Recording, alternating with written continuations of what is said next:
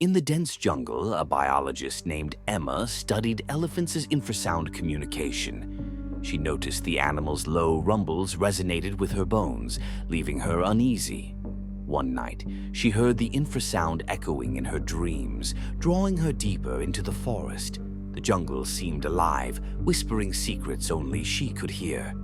Emma felt her mind unraveling, her thoughts no longer her own. The elephant's calls grew louder, a haunting symphony of despair.